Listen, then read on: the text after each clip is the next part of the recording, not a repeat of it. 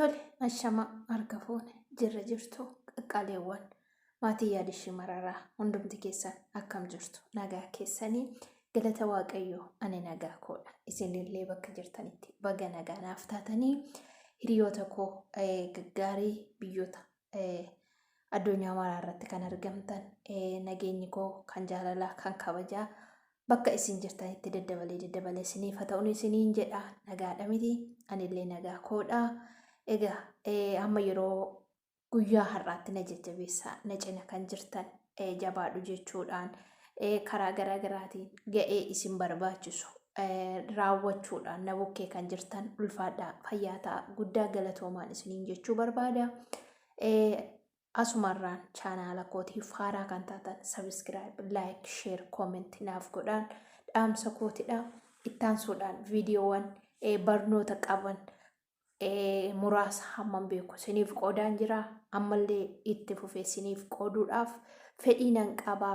Kanarra gaafa haala mijate immoo bakka mijataatti gaafan ba'e immoo waan barnoota qabu waan gurguddaa isiniif qooduudhaaf hawwii kootidha.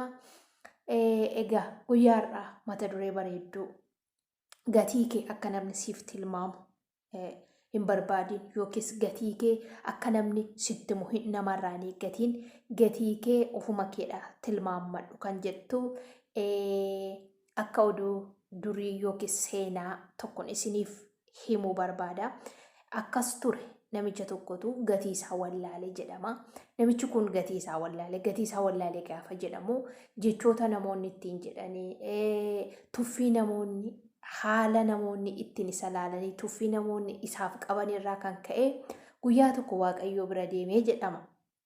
Gatii koo wallaalee gatiin koo meeqa baasa gatii koo naaf himi jedheeni jedhama. Waaqayyoodhaan gatii koo naaf himeedhaanii waaqayyos gatii nama kanaa afaaniin itti mul'isee yookiis gatiin kee hanga kanaa jedheeni itti mul'iseetu dhagaa gati jabeessa tokko fuudhee itti kenne. Dhagaa kana fuudhee gaafa inni itti kennu akkasittiin jedhe. Dhagaa kana hin gurgurin. Dhagaa gati jabeessa kana hin gurgurin. Garuu waan namoonni siif kennan ilaaltaati. Gatiin dhagaa kanaa meeqa baasuu danda'a? Yoon sinitti gurguradhe dhagaa kanaaf meeqa naaf laattu jedhiitii namoota irra deeme gaafadhu ittiin jedheen. Saniin booda namichi sun waaqayyo irraa dhagaa gati jabeessa fudhatee hin deeme gaafa deemu namicha mana burtukaana qabu bira ga'ee itti ol seenee namicha burtukaana gurguru yookaan oreenji seelerii bira deemeetu gatii burtukaana kanaa gatii dhagaa kanaa baruun barbaada. Yoon sitti gurgure meeqaan narraa bituu dandeessaa jedheen. Saniin booda abbaan burtukaanaa akkas jedheen. Yoo ati dhagaa kee kana naaf laatte burtukaana koo kanan keeshaa tokko yookaas kumtaala tokko siif kennaa jedheen. Hin darbe. Abbaa burtukaanaarraa gatii isaa baree darbe. Amma immoo nama vegetable seelerii yookiis nama kuduraalee adda addaa gurguru bira deeme.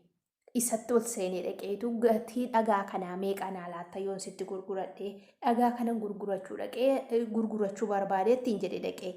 Saniin booda akkasittiin jedhe abbaan namichi kuduraalee adda addaa dinnicha adda addaa waan adda addaa gurguru yooti dhagaa kee kana naaf laatte ani immoo dinnicha koo kan kiiloogiraama 100 siif kennaa jedheen.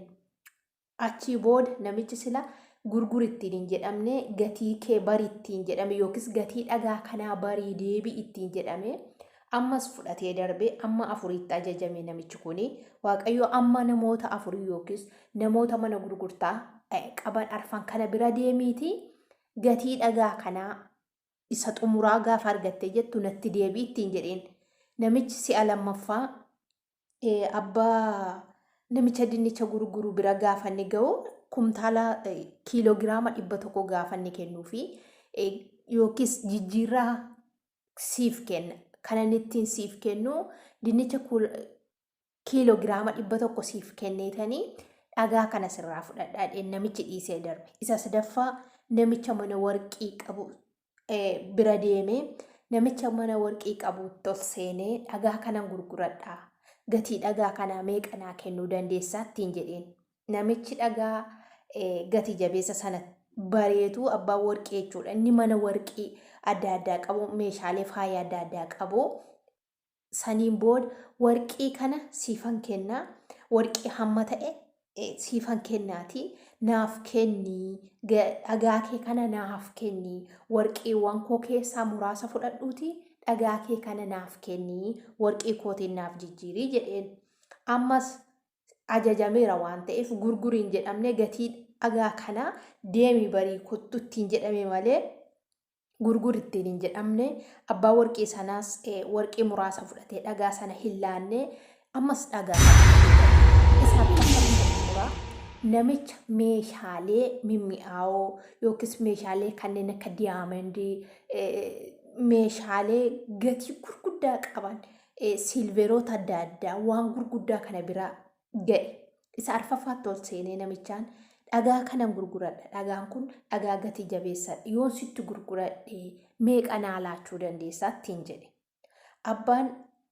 namichi meeshaa gatee namichi meeshaalee adda addaa gurguru sun meeshaan isaa kanneen akka diyaamandii kanneen akka alumineemii waan adda addaa gurguru sun yaa namichotti hin jedhin ani dhagaa kee kana danda'e sirraan bitu dhagaan kee dhagaa gatii jabeessadha kanaafuu ani hin danda'u fudhuu deemeedheen fudhatee waaqayyotti deebi'ee namoonni dhagaa kanaa hanga kana naa kennan maal jechuudha maaltu seenaa kootii fi dhagaa kana walitti fideettiin jedhe argite namoonni waanuma mana isaanii keessaa qaban siif kennu inni burtukaana qabu burtukaana siif kenna inni dinnicha qabu dinnicha siif kenna inni warqii qabu warqii siif kenna inni gatii isaa beeku immoo gatii isaa gatii nama biraatiin madaalchisuu danda'u immoo gatiin kan kee caalaa waan hubateef sididee akkuma kana kanaafuu gatii kee akka namoonni sii tilmaaman hin barbaadin namoonni jecha gadi bu'aa siin jedhan ofii isaaniiti namoota gadi bu'oodha namoonni si xiqqeessan ofii isaaniiti sadarkaa gadiirra jiruuti kanaafuu kun fakkeenya siifa ta'u jedhee deebisee namicha galchee jedhama irraa barattaniittu sheer godhaa laayik godhaa galatoomaan isin kanaaf jechuudha sheer godhaa laayik godhaa koomenti godhaa dingata namni natti dhufee dhiifaman isiniin jedhaa ulfaadhaa fayyaa ta'aa guddaa isaa galatoomaa na bukkee dhaabbadhaa isin bukkeen dhaabbadhaa chaao bakka jirtanitti.